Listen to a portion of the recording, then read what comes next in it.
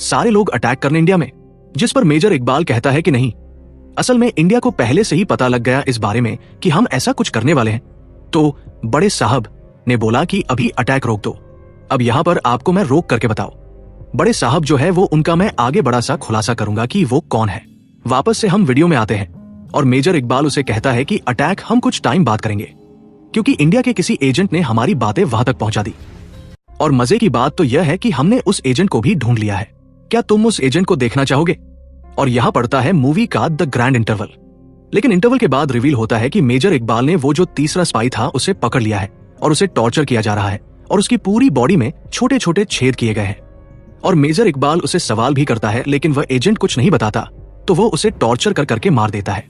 फिर हमजा और उजैर वहां से निकल जाते हैं, लेकिन उजैर को तभी वो गैंग मेंबर का फोन आता है और वह रहमान के बारे में उन्हें सब कुछ बताता है। तो उजैर सीधा जमील साहब को कॉल करता है, जिस पर जमील साहब कहते हैं, हाँ मैं जल्द उसे छुड़ा दूंगा, तू टेंशन मत ले, बोल करके वो फोन कट करके फोन फेंक देते हैं। तो हमजा तुरंत ही टर्न मार के गाड़ी घर लेने को कहता है उजैर को, और घर जाकर के सीधा खाना बनाने वाले बावर्ची को हमजा मारने लग जाता है बुरी तरह। वो उसे पूछता है कि बोल क्या खाने में मिलाया था तूने बच्चे के, और हमें वहां रिवील होता है कि वह जो बावर्ची मिला हुआ था अपोनेंट से, जिस वजह से उजैर को बहुत ही ज्यादा गुस्सा आता है और वो उस बावर्ची को टॉर्चर करने लगता है। लेकिन वहीं हमजा पर यलीना का कॉल आता है और वो उसे बताती है कि एसपी असलम उसके घर आया था और उसने उन लोगों की कुछ बातें रिकॉर्ड की है और वो मैंने तुम्हें भेज दी है, तो तुम जल्दी उस चीज को देखो। जिस पर हमजा उस वीडियो को देखता है और यलीना को कहता है कि तुम तुरंत मेरे घर चले जाओ जल्दी से भाग करके, और मैं जब तक कॉल ना करूं वहां से जाना मत कहीं भी, ये बहुत ही जरूरी। फिर वह उस वीडियो को देखता है, उस वीडियो को सीधा जमील साहब को भेज देता है। और असल में उस वीडियो में जमील साहब और असलम चौधरी और पठान गैंग का लीडर अरशद पप्पू होते हैं। तीनों रहमान डकैत को मारने की प्लानिंग कर रहे होते हैं, जिससे अरशद पप्पू रहमान डकैत को अपनी गैंग से अलग करने की जिम्मेदारी लेता है और वह इसी वजह से बावर्ची को खरीद करके खाने में कुछ मिला देता है।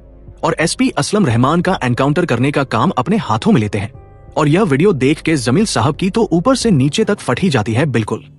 फिर जमील साहब पर हमजा का कॉल आता है और वो उन्हें कहता है कि 1 घंटे में रहमान भाई मुझे चाहिए, वह भी सही सलामत, वरना ये वीडियो पूरे पाकिस्तान में फैला दी जाएगी और मैंने तुम्हारी बेटी को भी किडनैप कर लिया है।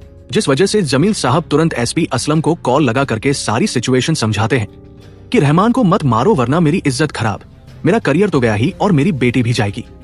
लेकिन असलम कहता है कि हेलो मुझे